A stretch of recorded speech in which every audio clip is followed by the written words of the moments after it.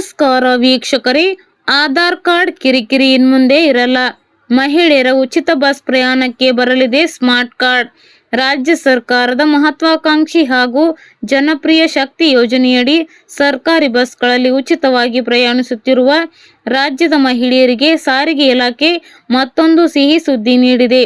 ಮಹಿಳೆಯರ ಉಚಿತ ಪ್ರಯಾಣವನ್ನು ಇನ್ನಷ್ಟು ಸುಗಮಗೊಳಿಸುವ ಉದ್ದೇಶದಿಂದ ಶೀಘ್ರದಲ್ಲೇ ಸ್ಮಾರ್ಟ್ ಕಾರ್ಡ್ ವ್ಯವಸ್ಥೆಯನ್ನು ಜಾರಿಗೆ ತರಲು ಸರ್ಕಾರ ತೀರ್ಮಾನಿಸಿದೆ.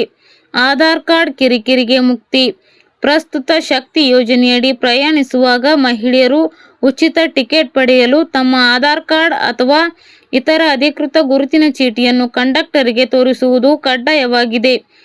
ವಿಶೇಷವಾಗಿ ಬೆಳಗಿನ ಹಾಗೂ ಸಂಜೆಯ ಪೀಕ್ ಅವರ್ಗಳಲ್ಲಿ ಬಸ್ ಹತ್ತುವಾಗ ಮಹಿಳೆಯರು ತಮ್ಮ ಪರ್ಸ್ನಲ್ಲಿ ಆಧಾರ್ ಕಾರ್ಡ್ ಹುಡುಕುವುದು, ಅದನ್ನು ಕಂಡಕ್ಟರ್ಗೆ ಪರಿಶೀಲಿಸಿ ಟಿಕೆಟ್ ನೀಡುವುದು ಸಾಕಷ್ಟು ವಿಳಂಬ ಹಾಗೂ ಗೊಂದಲಗಳಿಗೆ ಕಾರಣವಾಗುತ್ತಿತ್ತು. ಈ ಸಮಸ್ಯೆಗೆ ಶಾಶ್ವತ ಪರಿಹಾರ ಒದಗಿಸಲು ಇದೀಗ ಸ್ಮಾರ್ಟ್ ಕಾರ್ಡ್ ವ್ಯವಸ್ಥೆ ತರಲಾಗುತ್ತಿದ್ದು, ಈ ಹೊಸ ವ್ಯವಸ್ಥೆ ಜಾರಿಗೆ ಬಂದ ಬಳಿಕ ಪ್ರಯಾಣದ ವೇಳೆ ಆಧಾರ್ ಕಾರ್ಡ್ ತೋರಿಸುವ ತೊಂದರೆ ತಪ್ಪಲಿದೆ. ಸೋಮವಾರವಷ್ಟೇ ನೂತನ ಸಾರಿಗೆ ಸಚಿವರಾಗಿ ಅಧಿಕಾರ ಸ್ವೀಕರಿಸಿದ ಬೈರತಿ ಸುರೇಶ್ ಅವರು ಅಧಿಕಾರಿಗಳೊಂದಿಗೆ ನಡೆಸಿದ ಸಭೆಯಲ್ಲಿ ಈ ನಿರ್ಧಾರವನ್ನು ಪ್ರಕಟಿಸಿದ್ದಾರೆ. ಈ ಕುರಿತು ಮಾಹಿತಿ ನೀಡಿರುವ ಅವರು, ರಾಜ್ಯದ 3 ಕೋಟಿಗೂ ಅಧಿಕ ಮಹಿಳಾ ಫಲಾನುಭವಿಗಳಿಗೆ ಸರ್ಕಾರ ಉಚಿತವಾಗಿ ಸ್ಮಾರ್ಟ್ ಕಾರ್ಡ್ಗಳನ್ನು ವಿತರಿಸಲಿದೆ. ಇದರಿಂದ ದಿನನಿತ್ಯ ನಿರ್ವಾಹಕರಿಗೆ ಭೌತಿಕ ಗುರುತಿನ ಚೀಟಿ ತೋರಿಸುವ ಗೊಂದಲ ನಿವಾರಣೆಯಾಗಲಿದೆ ಎಂದು ಹೇಳಿದ್ದಾರೆ.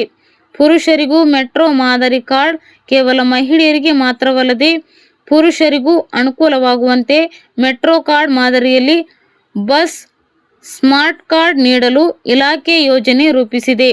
ಪುರುಷ ಪ್ರಯಾಣಿಕರು ನಿಗದಿತ ಶುಲ್ಕ ಪಾವತಿಸಿ ಈ ಕಾರ್ಡ್ ಪಡೆಯಬಹುದಾಗಿದೆ ಹಾಗೂ ಕಾರ್ಡ್ನಲ್ಲಿರುವ ಮೊತ್ತ ಮುಗಿದ ಬಳಿಕ ಮರು ರೀಚಾರ್ಜ್ ಮಾಡಿಕೊಂಡು ಪ್ರಯಾಣಿಸುವ ವ್ಯವಸ್ಥೆಯೂ ಇರಲಿದೆ ಎಂದು ಸಚಿವರು ಮಾಹಿತಿ ನೀಡಿದ್ದಾರೆ.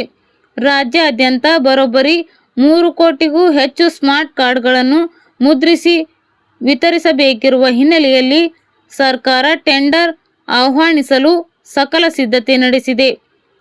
ಪೈಲಟ್ ಯೋಜನೆಯಡಿ ಶೀಘ್ರದಲ್ಲೇ ಸ್ಮಾರ್ಟ್ ಕಾರ್ಡ್ ವಿತರಣೆ ಪ್ರಕ್ರಿಯೆಯನ್ನು ಆರಂಭಿಸುವಂತೆ ಅಧಿಕಾರಿಗಳಿಗೆ ಸೂಚಿಸಲಾಗಿದೆ ಎಂದು ಸಚಿವ ಬೈರತಿ ಸುರೇಶ್ ತಿಳಿಸಿದ್ದಾರೆ. 40% ಪ್ರಯಾಣಿಕರ ಹೆಚ್ಚಳ.